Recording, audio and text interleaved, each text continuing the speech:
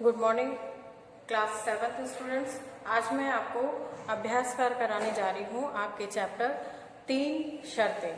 मैं आपको बता दूँ, सार संक्षेप मैंने आपको बताया था चैप्टर कराते समय, लेकिन स्टोरी अगर आप थोड़ी सी भूल गए हो तो मैं आपको एक बार रिवीजन करा देती हूँ कि एक बालक जो है अपनी परिस्थितियों वश भीख मांगने के लिए मजबूर हो जाता है। हालांकि उसकी आदत नहीं है भीख मांगने की, लेकिन मजबूरियां उससे वह कार्य करवाती हैं और मजबूरी वश उसे भीख मांगनी पड़ती है। तो अब तो याद आ गया बच्चों, तो चलिए इसी का अभ्यास कार्य करते हैं। सबसे पहले अभ्यास कार्य में क्वेश्चन आंसर तो मैंने आपको PDF के थ्रू सेंड कर दिए हैं, वो आपने कर ही लिए होंगे। अभ्यास कार्य आपको कराने जा रहे हैं जिसमें नंबर खा देखिए, यहाँ पर MCQs के हैं। अब सही और गलत के हैं कि सही वाक्य पर सही का और गलत वाक्य पर गलत का निशान लगाएं। तो सबसे पहले नंबर खा में है, मैं आपको पढ़ के बताती हूँ। नंबर खा है, ट्रक से टकराने पर बालक की माँ की आंखें जख्मी हो गई। गलत, उसका एक्सीडेंट कार से हुआ था, है ना। तो कार से हुआ था तो ट्रक कहाँ से आ गया, तो इसका मतलब यहाँ पर आएगा गलत। दूसरा है, 100 रुपए का नोट देखकर बालक आश्चर्यचकित हो गया।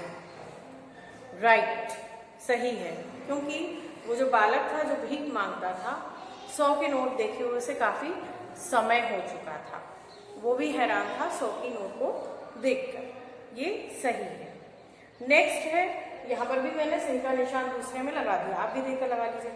तीसरा है, बालक ने कमरा साफ करने के उपरांत धूल को कोने में छिपा दिया। गलत, धूल को कोने में नहीं छिपाया था, उसने साफ कर दिया। नेक्स्ट है, मंजिल पर रुककर चैन की सांस लेनी चाहिए। वास्तविकता यही है, अगर हम सफर में जाते हैं तो हम जब तक हमारा स्टेशन नहीं आता हम नहीं उतरते, हम बैठे रहते हैं गाड़ी में। अगर हम उतर जाएंगे तो हमारा स्टेशन आएगा और घर आएगा, हम कैसे जा पाएंगे, जाहिर सी बात है। तो इसी प्रकार जब तक जो हमने सोचा है उस मंजिल तक ना पहुंच जाए, हमें रुकना नहीं चाहिए। तो ये राइट है, यहाँ पर चौथे का इसको राइट लगा लीजिए। नेक्स्ट है आपका 5वां नंबर, किसी के भी जीवन में विलक्षण क्षण आता है, इट्स ट्रू। तो इसका मतलब ये राइट है, तो आप यहाँ राइट लगा दीजिए। अब आते हैं भाषा एवं व्याकरण। भाषा एवं व्याकरण में क्या है कि नंबर का पर आते हैं आपका भाषा एवं व्याकरण ये है, जिसमें सबसे पहला है, मैं सेंटेंस पढ़ रही हूँ आपको। भाषा एवं व्याकरण में क्या आएगा, बालक के पेट में एक दाना भी नहीं गया, ये होगा नंबर 1 अधिकरण। भला भिखारी को कोई 100 रुपए देता है, ये संबंध है और संबंध कारक है, मतलब अधिकरण कारक है, ये संबंध कारक है। बच्चा कुर्सी से गिर गया, ये क्या है, से गिर गया, अपादान है, अपादान कारक है।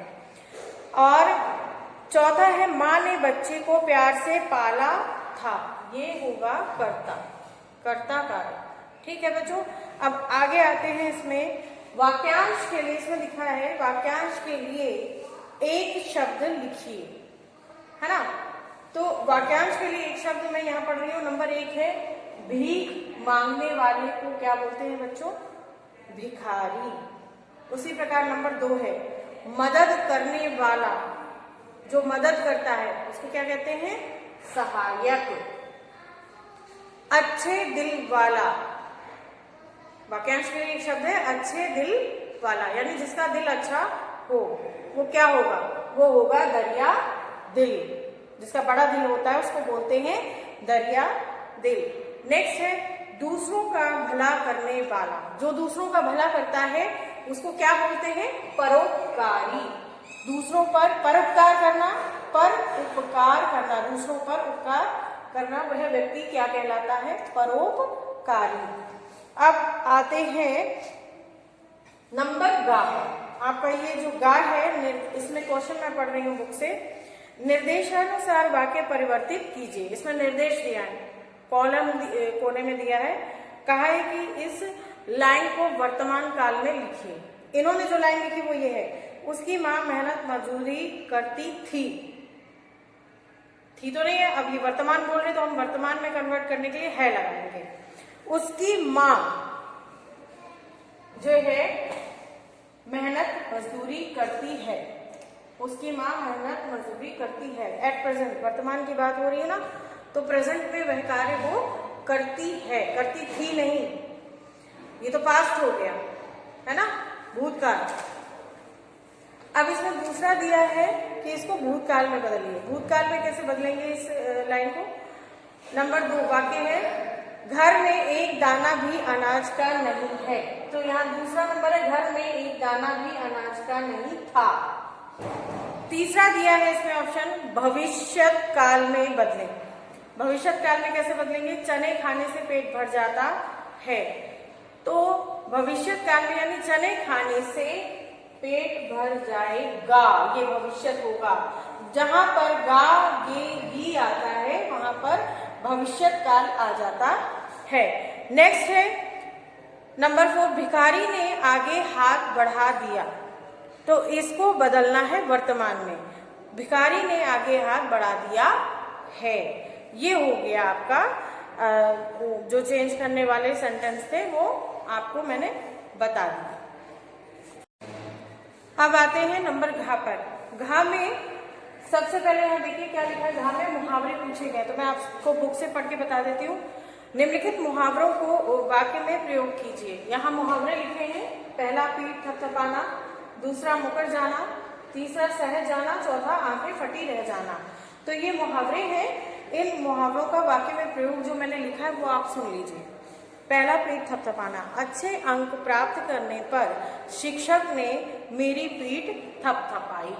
आप भी यही लिख सकते हैं, और अगर लिखा है तो एक बार मैच कर लीजिए। नेक्स्ट है मुकर जाना, रमेश अपनी साइकिल देने से मुकर गया।